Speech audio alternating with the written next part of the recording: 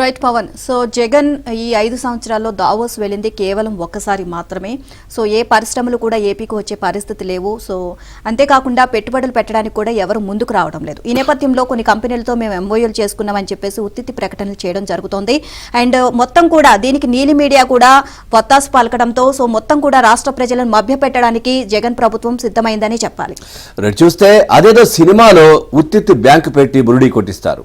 ఇక్కడ నిజంగానే ఉత్తిత్తి ఎంఓయూలతో మొత్తం రాష్ట్ర ప్రజలను బురుడి కొట్టించేస్తున్నారు. ఆ పరిశ్రమలు వచ్చింది లేదు, పెట్టుబడులు పెట్టింది లేదు. కానీ ఎంఓయూలు మాత్రం కుదిరాయి. పైగా ఆహా ఓహో అని 100 కోట్లు వస్తున్నాయంటూ కూలీ నీలి మీడియా ప్రచార హోరు. జగన్ ముఖ్యమంత్రి అయ్యాక ఒకే ఒక్కసారి దావోస్ ఆర్థిక సదస్సుకు హాజరయ్యారు. ఒకే ఒక్కసారి విశాఖలో పెట్టుబడుల సదస్సు నిర్వహించారు. అస్మదీయ కంపెనీలు, అవే సోలార్, విండ్ పవర్ ప్రాజెక్టులకే మళ్లీ ఎంఓయూలు కుదుర్చుకున్నవే ఎక్కువ.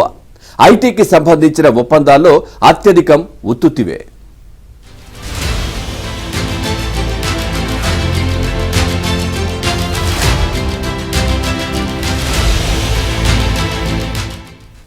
వైసీపీ సర్కార్ వచ్చాక ఐటీ, ఎలక్ట్రానిక్స్ రంగంలో ఎన్ని కంపెనీలతో ఎంఓయూలు చేసుకున్నారు? ఎన్ని కంపెనీలు వచ్చాయి?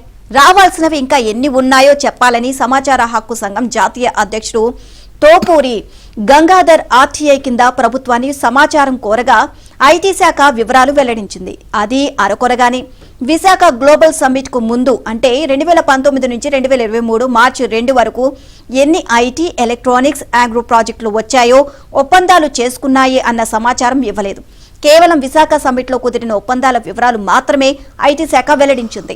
అందులోనూ అనేక కంపెనీలు ఉత్తుత్తి ఎంఓయూలు మాత్రమే చేసుకున్నట్లు స్పష్టమైంది. సంతకాలు చేశారు, కానీ తర్వాతి సంగతి ఏమిటో తెలియదు. స్పందన కోసం ఎదురు చూస్తున్నాం అన్నదే ఐటీ శాఖ ఇచ్చిన సమాచారం. కడప, కర్నూలు, అనంతపురం లాంటి జిల్లాల్లో కొన్ని ఐటీ కంపెనీల ఏర్పాటుకు ఒప్పందాలు కుదిరినా అవి వెనక్కి తగ్గాయని వెల్లడించింది.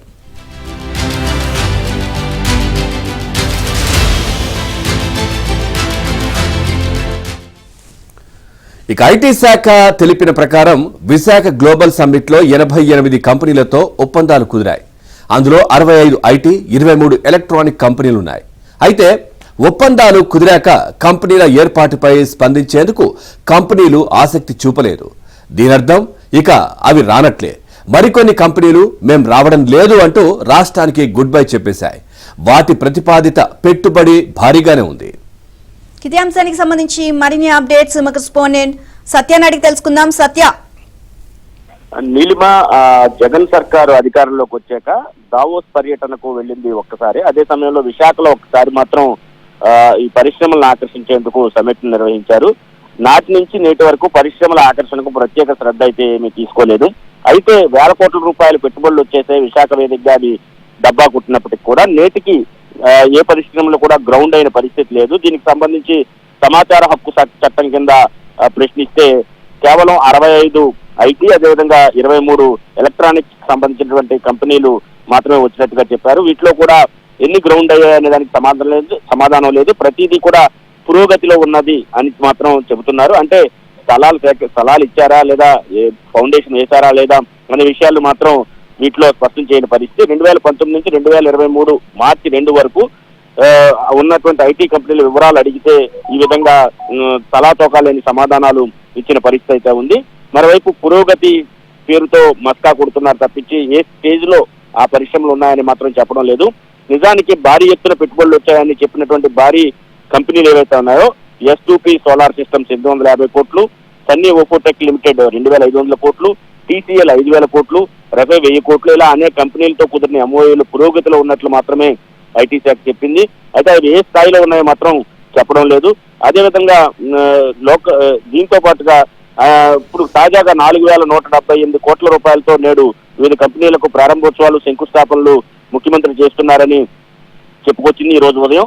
కాబట్టి గతంలో ఏవైతే కంపెనీలతో ఒప్పందాలు చేసుకున్నారో వాటి విషయాన్ని మాత్రం ప్రస్తావించిన పరిస్థితి. ఇప్పుడు కూడా దేశీయ కంపెనీలు Birla group, Reliance energy, Hella infra, VCVS India limited, APIIC ప్రభుత్వ రంగ సంస్థ, AP MSME కార్పొరేషన్ కూడా ప్రభుత్వానికి సంబంధించిన సంస్థే, అనువలియో ప్రైవేట్ లిమిటెడ్ లాంటి కంపెనీలు సంబంధించినటువంటి వాటిని ఈ రోజు శంకుస్థాపన చేయబోతున్నారు. అదేవిధంగా ప్రారంభోత్సవాలు చేస్తున్నారంటూ భారీ మీడియా ప్రకటనను మాత్రం ప్రభుత్వం విడుదల చేసింది. అయితే వీటిలో ఎన్ని గ్రౌండ్ అవుతున్నాయి, ఎన్ని ఏ స్థాయిలో ఉన్నాయి, ఏ మేరకు పురోగతి సాధించాయి అనేది మాత్రం ఎక్కడా సమాచారం ఇవ్వని పరిస్థితి. దీనిపైన రాష్ట్రంలో గడిచిన 5 ఏళ్లుగా కంపెనీలు వెళ్ళిపోవడమే తప్ప కంపెనీలు వచ్చిన పరిస్థితి లేదనేది విపక్షాలు గట్టిగా వినిపిస్తున్న వాదన.